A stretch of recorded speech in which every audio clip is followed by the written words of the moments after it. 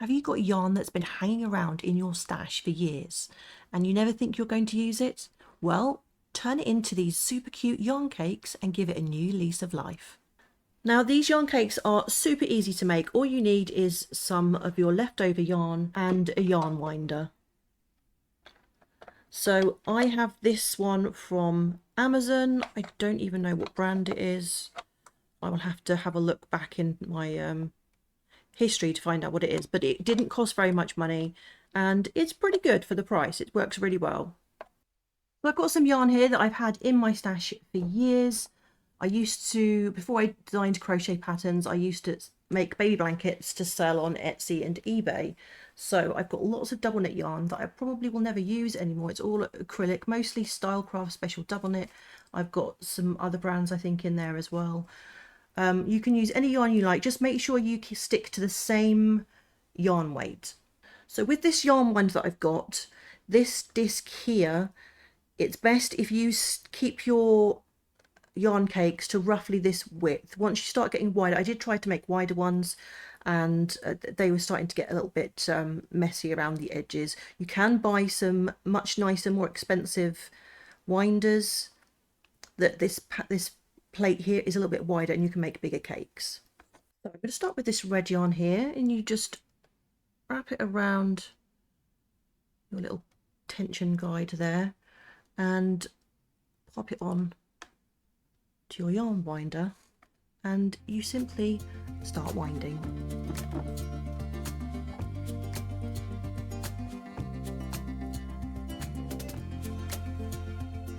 How much of each colour you wind is entirely up to you. It depends how you want your cakes to be.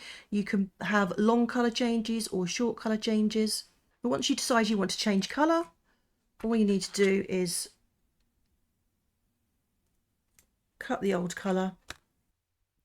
Now I'm going to use a Russian join to join mine. You can use the magic knot, but just be aware you will have knots in your work once you start crocheting or knitting with it. So if you're only going to be using this for crochet, then you could use the magic knot, but I don't recommend using the magic knot if you want to knit with the yarn or if you think the person you're giving the yarn to might want to knit with it. So I definitely recommend going with the Russian join, and it's really simple to do. So you just thread your yarn onto your darning needle,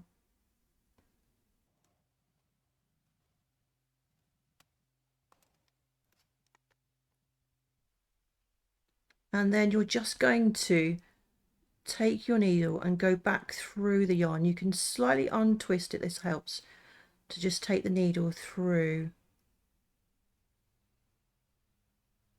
the yarn.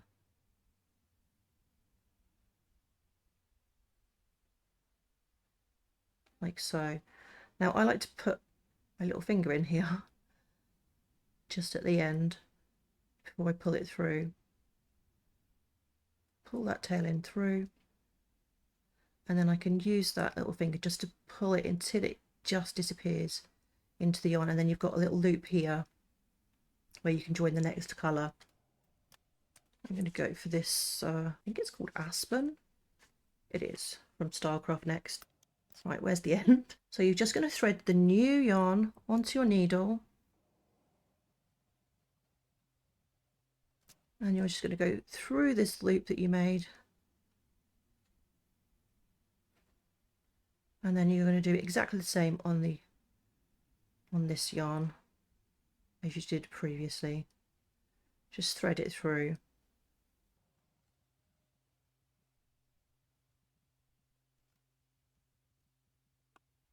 And then just pull it until the tail disappears, and there you go. Oops. There you have the Russian join, and then you just continue winding.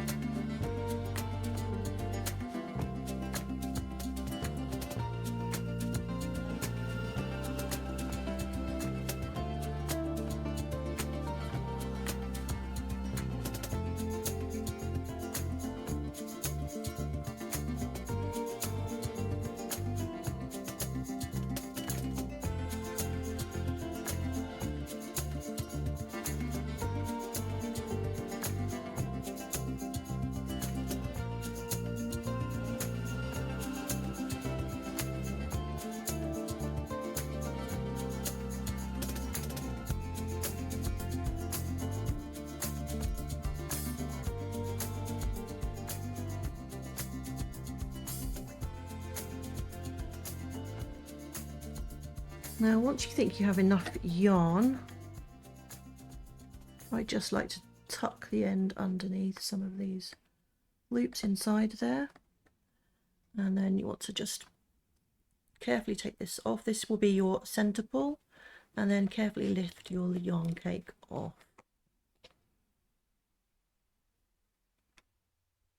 And then you end up with a really cute yarn cake. Now they might be not quite as neat and tidy as the ones you get in the shops, but if you did want to give these as gifts, you can add these cute little labels. I made these ones in Canva and just printed them out on my printer.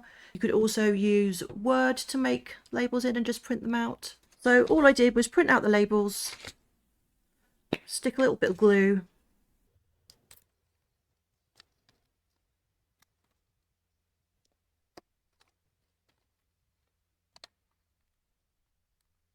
and glue them. Now this only works with small yarn cakes. This is the landscape length of a piece of A4 paper. But you could, if you wanted to make bigger ones, just join two pieces of paper together.